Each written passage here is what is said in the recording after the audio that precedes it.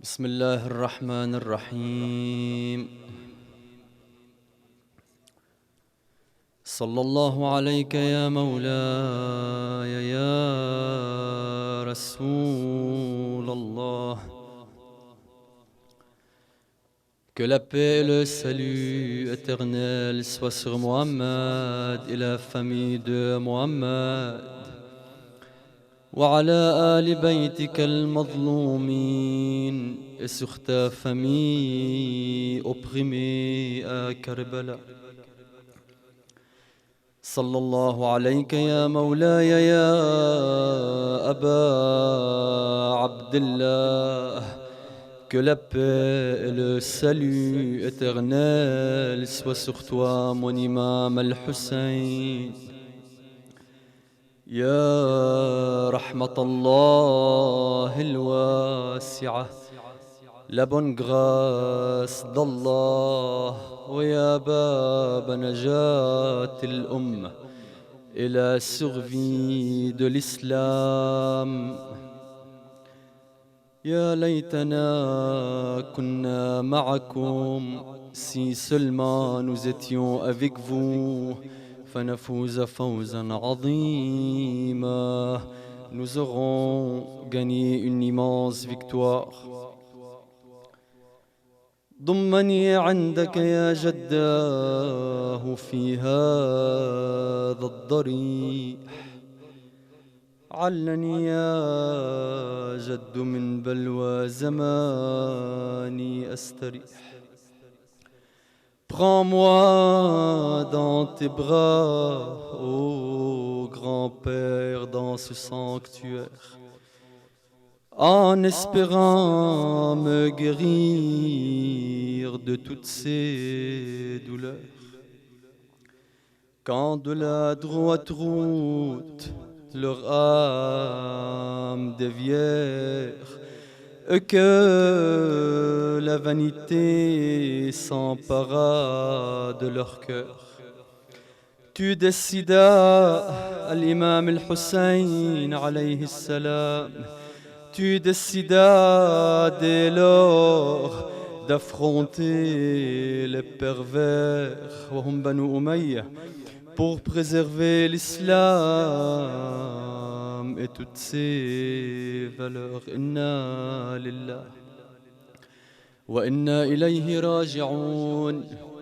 Certes, nous sommes à Allah et nous retournerons à lui. Inch'Allah, on va continuer la lecture en français de la lecture précédente. مع الصلاة على محمد وآل محمد. اللهم صل على محمد وآل محمد. ثانية يرحمكم الله.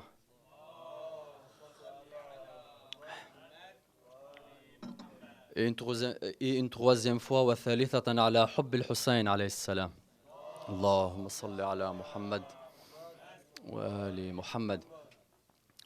Il était primordial, quand on veut parler de Karbala et la tragédie, de cette grande tragédie et ce grand massacre qui n'a pas de comparable dans l'histoire, que ce soit dans l'histoire de l'islam ou dans une autre histoire, il était vraiment primordial et essentiel de passer par les faits historiques, parce qu'on ne peut pas venir à Karbala et pleurer cette grande tragédie sans en comprendre les causes et les conséquences. Donc les faits historiques étaient obligatoires pour les comprendre. L'imam al-Rida alayhi salam, on va commencer avant par un petit récit, hadith Mubarak. L'imam al-Rida alayhi salam, il a dit à fils de Shabib ibn Shabib: ô fils de Shabib, le mois de Muharram, ce mois-ci, est le mois au cours duquel les gens de l'ignorance, ignorant l'islam on veut dire, les gens de l'ignorance dans le passé interdisaient l'injustice et la lutte pour sa sainteté. C'était un mois saint qui avait une grande importance. Ce que cette nation n'a ni su, elle n'a ni su, ni respecté la sainteté de ce mois ni à la respecter et su la personnalité sacrée du prophète Muhammad sallallahu alayhi wa alihi. Allahumma salli ala Muhammad wa ali Muhammad. Alors, ils nous ont tués et massacrés et assassinés au cours de ce mois. Ils ont assassiné et massacré les descendants de l'imam Al-Hussein alayhi salam, la quasi-totalité de sa famille. Et ils ont insulté ses femmes, ils les ont traitées de prisonnières de l'Irak jusqu'à la Syrie. Que Dieu ne leur pardonne jamais. Il continue à l'imam Rida alayhi salam, toujours dans la même référence, le même hadith. Ô fils de Shabib, si vous pleurez quelque chose, إذا كنت باكيا على شيء فابكي الحسين عليه السلام. Si vous pleurez pour quelque chose, pleurez Hussein ibn Abi Talib alayhi salam, ibn Ali ibn Abi Talib alayhi salam, que la paix soit sur eux. Il a été égorgé, dhubiha kama yuzbahu al-kabsh. Il a été égorgé comme le bélier est égorgé, wa Husayna. Et il a été assassiné en sa compagnie 18 hommes de sa famille. Donc comme on disait, la presque totalité de sa famille, tous les hommes qui étaient avec Al-Hussein alayhi salam à Karbala ont été assassinés, même l'enfantin qui était dans ses bras de sa mère. C'était le dernier homme qui a été assassiné à Karbala, sauf l'imam Sajjad alayhi salam qui était malade et dont Sayyida Zainab alayhi salam l'a défendu plusieurs fois. Il continue à l'imam Rida alayhi salam, et les 7 cieux et les terres l'ont pleuré. J'aimerais faire une parenthèse ici que quand on fait la traduction, je ne la fais pas terme par terme. J'essaie du mieux de possible de traduire les sens. هذه ليست ترجمة كلمة بالكلمة إنما نترجم المعاني. Donc on essaie du mieux que possible de livrer le message de l'imam alayhi salam. L'imam Rida alayhi salam, il continue dans ce hadith en disant « Ô fils de Shabib, mon père me raconta de son père, de son grand-père, Muhammad sallallahu alayhi wa alayhi, quand l'imam Al-Hussein a été assassiné et tué à Karbala, le ciel a plu du sang et de poussière rouge. Ô fils de Shabib, regardez encore l'importance de cette tragédie-là qui est incomparable. Ô fils de Shabib, si tu pleures sur Hussein alayhi salam et que tes larmes coulent sur tes joues, Allah subhanahu wa ta'ala, Dieu te pardonnera tout péché, qu'il soit petit ou grand. Donc ça c'est, on parle de repentir. Donc Ashura wal buka, le fait de pleurer sur Al-Hussein alayhi salam est une manière de nous purifier. Inch'Allah, on va être purifié au cours de ces jours. Ô fils de Shabib, l'imam Rida alayhi salam, il continue par dire: si tu souhaites rencontrer Allah subhanahu wa ta'ala au jour du jugement, purifié de tout péché, visite le sanctuaire de Al-Hussein alayhi salam à Karbala. On espère tous être des visiteurs, qu'on soit écrits dans ce registre. Inch'Allah, bifadl as-salat ala Muhammad wa ali Muhammad. Allahumma salli ala Muhammad wa ali Muhammad. Ici, j'ouvre une autre parenthèse. On a demandé à l'imam Sadiq et à l'imam Al-Baqir alayhi salam. En fait, c'est un récit dans le livre. C'est un des plus grands livres qu'on peut lire. Il s'appelle Kamil al-Ziyarat. On demande, est-ce que nous sommes dans l'obligation de visiter l'imam Al-Hussein alayhi salam? La réponse dans ce récit, bien sûr, ça reste à réviser. Ils répondent que oui, surtout fidèle, il est obligatoire de visiter l'imam Al-Hussein alayhi salam. Donc ça, c'est une parmi les opinions à propos de la visite de l'imam Al-Hussein alayhi salam.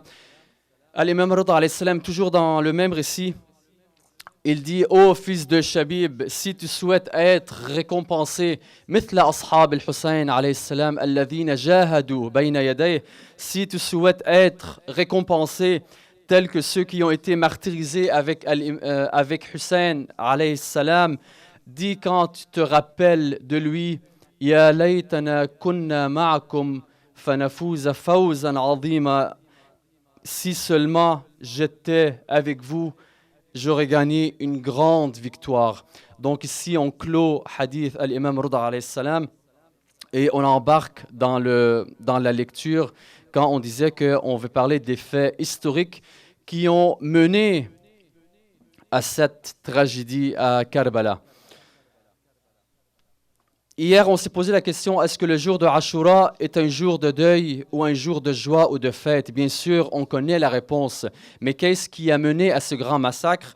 Cette question a suscité en nous un certain nombre d'interrogations, bien sûr, sur la tragédie survenue en ce jour de Ashura, le 10e jour de Muharram, de l'an 61 Hijri.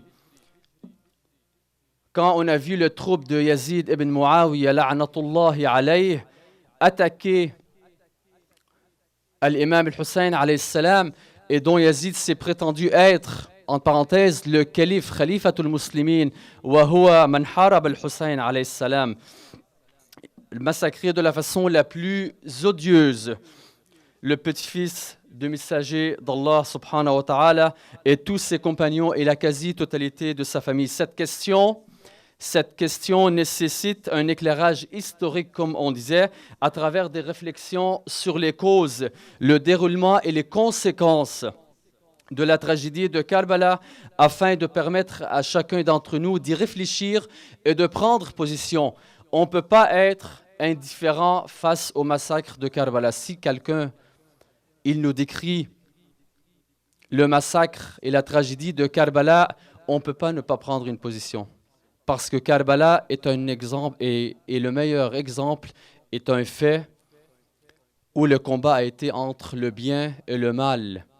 Donc il faut absolument être soit avec le bien ou avec le mal. On ne peut pas être dans le gris. On ne peut pas être avec les deux, avec le bien et le mal. Non, il faut être absolument ou avec le bien ou avec le mal. Et on va porter les conséquences de notre choix, bien sûr. En effet, donc, notre principal souci doit rester la sauvegarde de l'islam. On devrait toujours revivifier l'islam. On devrait toujours penser à cette chose-là pour rétablir l'unité de Al-Ummah, qui ne peut se réaliser que par la dissipation des malentendus. Donc, effacer les malentendus et clarifier les choses pour que le tout soit clair.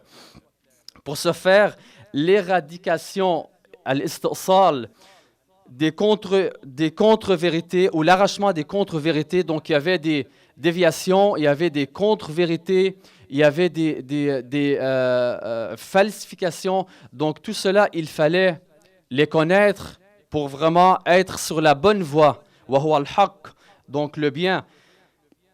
De toutes sortes et des déviations qui ont été introduites dans le message divin. Après le martyre de Muhammad sallallahu alayhi wa alihi, il y a eu beaucoup d'erreurs. Pourquoi? Parce que la Ummah a été perdue dans l'ignorance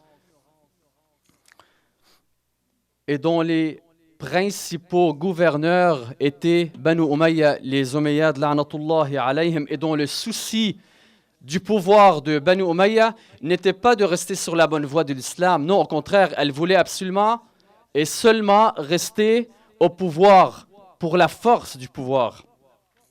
Et cela a fait en sorte de perpétrer et non de respecter les préceptes ou les doctrines ou l'enseignement de l'islam. Donc cela a fait en sorte que une grande partie de la société, on ne peut pas dire la totalité, une grande partie de la société s'est déviée et a suivi les Umayyads, alors qu'une autre partie de la société est restée indifférente, alors qu'une autre partie de la société aussi a attaqué l'imam al-Hussein alayhi salam. Donc, et le résultat de toutes ces déviations et de tous ces malentendus était quoi? Était que la société s'est baignée dans l'ignorance, malheureusement, qui a régné au sein de Al-Ummah, ou la société islamique, ou le monde musulman à cette époque. Je dis à cette époque, mais est-ce qu'aujourd'hui on vit ces choses qui se sont passées aussi à l'époque de l'imam al-Hussein alayhi salam? La réponse est oui, parce que si ce n'était pas le cas, on ne verra pas le tranchement de tête qui se fait maintenant. On ne verra pas toutes ces attaques et toutes ces offensives contre les innocents, contre l'humanité, contre tous ceux et celles qui s'abattent aussi pour l'humanité. Donc ça, c'est tous des gens innocents qui se font massacrer que ce soit à l'époque de l'imam al-Hussein alayhi salam ou à notre époque aujourd'hui. Donc, l'un des paradoxes majeurs de la tragédie de Ashura réside dans le fait que le commanditaire ou le commandement du massacre de la famille de Muhammad sallallahu alayhi wa alihi, de sa famille, l'imam al-Hussein alayhi salam, wa ahlu baytih, et sa famille, c'était Yazid, alors que Yazid était khalifatul muslimin à cette époque. Mais est-ce que c'était le khalifa légitime? Non. Parce qu'on va voir après que plusieurs faits historiques que Muhammad sallallahu alayhi wa alihi a annoncé, il a annoncé que le khalifa légitime sera l'un des Ahl Bayt Muhammad sallallahu alayhi wa alihi, en commençant par Ali alayhi salam, wa yukmil, et il continue avec Al-Hassan wa Al-Hussein alayhim salamullah. Alors la réponse à cette question est à rechercher dans le déroulement de la succession du messager de Dieu Muhammad sallallahu alayhi wa alihi et de la problématique que cela a posée. En effet, le messager Muhammad sallallahu alayhi wa alihi à plusieurs reprises, et il était conscient que sa mission prophétique était la dernière, c'était le dernier prophète sur terre, et il était conscient de ça, et il ne pouvait laisser la société dans un vide ni juridique, ni spirituel. Donc, il fallait absolument qu'il nomme un successeur après lui. Et à plusieurs reprises, An-Nabi sallallahu alayhi wa alihi a nommé un successeur, et ça a été Ali alayhi salam. Donc, il ne pouvait laisser ni un vide juridique par rapport à la question de savoir qui doit détenir l'autorité spirituelle après lui et le pouvoir légitime après lui. C'est pourquoi, du début à la fin de sa mission et à différentes occasions, il n'a cessé de dire, de rappeler à ses compagnons qu'après lui, le khalifa revenait à un de sa famille. Et hier, on a cité le verset coranique qui disait que la famille Ahlul Bayt alayhim salam, hum Ali wa Fatima wa Al-Hassan wa Al-Hussein ma Muhammad sallallahu alayhi wa alihi. Allahumma salli ala Muhammad wa ali Muhammad. La preuve de sa légitimité comme successeur à Ali alayhi salam, comme successeur du prophète, a été établie de manière incontestable. Le fait et le hadith incontestable a été Al-Ghadir, qui a été cité à plusieurs reprises. L'événement Al-Ghadir, où le messager d'Allah subhanahu wa ta'ala, de retour de son dernier pèlerinage, fait halte en ce lieu mémorable après que l'ange Jibril alayhi salam lui a révélé le verset coranique Bismillah ar-Rahman ar-Rahim, Ya ayyuha ar-Rasoul, في سورة المائدة يا أيها الرسول بلغ ما أنزل إليك من ربك وإن لم تفعل فما بلغت رسالته والله يعصمك من الناس إن الله لا يهدي القوم الكافرين. Ô messager, transmets ce qui t'a été descendu de la part de ton Seigneur. Si tu ne le faisais pas, alors tu n'auras pas communiqué son message. Regardez l'ampleur et l'importance de ce message qu'a délivré Muhammad sallallahu alayhi wa alihi. Et Allah, on continue le verset, et Allah te protégera des gens. Certes, Allah ne guide pas les gens mécréants. Surat Al-Ma'ida, verset 67.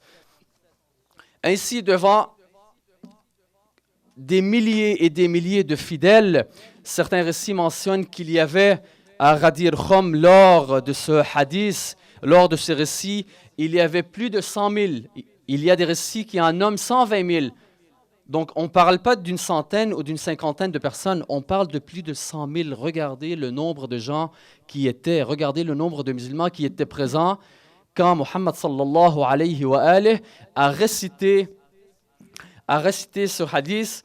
Il avait pris, après un long discours, il avait pris la main de Ali ibn Abi Talib alayhi salam et il a dit: Jean, Allah est mon maître et je suis le maître des fidèles dont je suis plus responsable qu'ils ne le sont d'eux-mêmes. Alastu awla bil mu'minina min anfusihim qalu bala ya Rasulallah. Je ne suis pas plus responsables des fidèles que eux, ils le sont sur eux-mêmes. Ils ont répondu, oui, oui, messager de Dieu. Aussi, celui dont je suis le maître, celui-ci, Ali alayhi salam, est également son maître. Allah soutient celui que le soutient et soit ennemi de son ennemi. Allahumma wali man wala wa adi man adah wa ansur man nasarah wa akhdhul man khadalah. Après cette déclaration, tous les musulmans présents à Ghadir Khoum, ils ont commencé à venir serrer la main de l'imam Ali et à lui porter serment, alayhi salam. Et Omar ibn al-Khattab, il était parmi les présents et il lui a dit, bravo, bravo, Abul Hassan, qui est le surnom de l'imam Ali, alayhi salam, tu es à présent notre maître et celui de tous les fidèles. D'ailleurs, à la suite de cette désignation par le prophète de l'imam Ali alayhi salam, Ghadir Khoum, comme étant son successeur, Allah fit descendre un autre verset coranique qui a clos cette révélation en disant Bismillah ar-Rahman ar-Rahim Al-yawmu akmaltu lakum dinakum wa atmamtu alaykum ni'mati wa raditu lakum al-islam dina. Aujourd'hui, j'ai parachevé pour vous votre religion et accompli sur vous mon bienfait et j'agrée l'islam comme religion pour vous. Aussi, la même référence, Surat Al-Ma'idah, verset 3. En plus, je vous en rajoute encore une autre qu'on avait citée hier, encore pour la légitimité que l'imam Ali alayhi salam, huwa khalifatul muslimin, après le prophète Mohammed sallallahu alayhi wa alihi. Hier, on a cité Hadith al-Thaqalain, le récit des deux charges, où aussi il vient affirmer que l'imam Ali alayhi salam, c'est lui le successeur après le prophète Mohammed sallallahu alayhi wa alihi. Cependant, des événements tragiques se sont passés, des événements regrettables se sont passés après le martyre de Rasulullah sallallahu alayhi wa alihi et qui ont pu empêcher que ces réalités se traduisent sur le terrain. Donc, après le martyre de Muhammad sallallahu alayhi wa alihi, l'exécution de la décision divine concernant la succession, comme il avait ordonné, et seront à l'origine des calamités. Donc, le fait que les messages de Muhammad sallallahu alayhi wa alihi et ses ordres n'ont pas été respectés dans la société, ceci a créé des problèmes sociaux, politiques et culturels et qui ont été la cause directe du massacre de Karbala ou l'imam al-Hussein alayhi salam. Mais avant cela, d'autres tragédies se sont passées et vous les connaissez toutes. Premièrement, la tragédie la plus grave a été quoi? Après le martyre de Muhammad sallallahu alayhi wa alihi, ça a été l'assassinat de Fatima az-Zahra alayha salam qui a été frappée entre la porte et le mur et qui a pu échapper son fils Muhsin alayhi salam. Ensuite, l'imam Ali alayhi salam a été aussi à son tour assassiné dans la mosquée en pleine prière. Aussi, après l'imam Ali alayhi salam et son assassinat, ça a été l'empoisonnement de l'imam Al-Hassan alayhi salam sous l'ordre de Muawiyah, qui est le père de Yazid, l'oppresseur. Et ça a continué avec le massacre de Karbala ou l'imam Al-Hussein et une très grande partie de sa famille. Donc, à l'an 40 Hijri, après que Muawiyah ait pris le gouvernement, fils d'Abu Sufyan, qui convertit le califat en un régime tyrannique et héréditaire, en monarchie héréditaire qui s'est attelée à dénaturer et à dévier les règles justes de l'islam original pour la satisfaction de ses ambitions personnelles et mondaines. Muawiyah, qui est mort en l'an 60 Hijri, légua la gouvernance à son fils Yazid, dont la volonté de forcer l'imam Al-Hussein alayhi salam à le prêter serment par force, une chose que l'imam Al-Hussein alayhi salam a refusé. Pourquoi? Parce que le mal reniait Et l'imam al-Hussein alayhi salam a mené cette révolte pour le bien contre le mal. Et ça a été le massacre de Ashura à Karbala. Alors, arrêtons un peu à Karbala. Al-Hussein alayhi salam, arrivé sur le lieu, prédit son martyre, dit à ses compagnons, quel est le nom de cette terre? Ils répondirent Nainawa. Il leur demanda, porte-t-elle un autre nom? Ils répondirent à nouveau Karbala. L'imam al-Hussein alayhi salam répliqua en prière, ô mon Dieu, je me protège auprès de toi du karb, qui veut dire l'affliction, et du bala, qui veut dire le malheur. L'imam al-Hussein alayhi salam continua, c'est un lieu d'affliction et de malheur. Il dit à ses compagnons, descendez de vos montures, c'est ici le terme de notre voyage. Ha huna tusba nisauna, le lieu de l'effusion de notre sang et la place de nos tombeaux.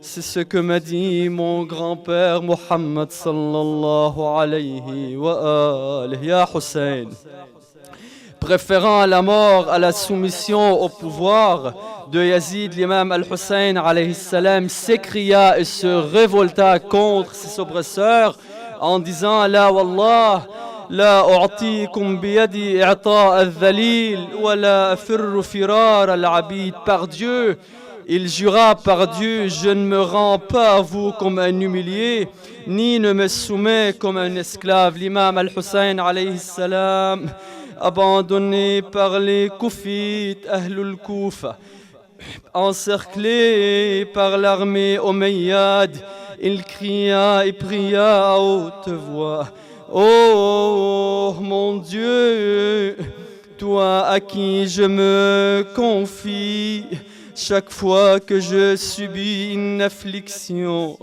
et en qui je mets mon espoir, chaque fois que je suis dans l'adversité, je me suis confié à toi pour toutes les épreuves que j'ai subies. Combien de soucis devant lesquels le cœur s'affaissait, les solutions manquaient, l'ami s'éclipsait et l'ennemi se réjouissait que je t'avais confié. Ya Allah, tu es donc pour moi le maître de tout bienfait, l'auteur de toute bienfaisance, l'auteur de toute bienfaisance et l'objet de tout désir.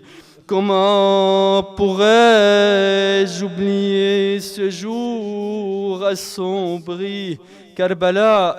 Comment pourrais-je pardonner à ceux qui t'ont assassiné? Inna lillah wa inna ilayhi raji'un.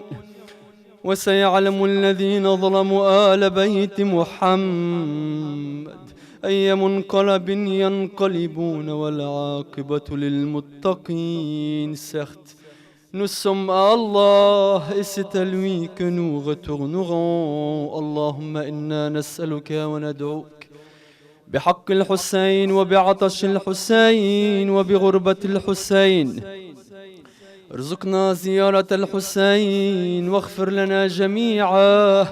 اللهم اغفر للمؤمنين والمؤمنات والمسلمين والمسلمات الأحياء منهم والأموات وتابع بيننا وبينهم بالخيرات إنك مجيب الدعوات بفضل الصلاة على محمد وآل محمد.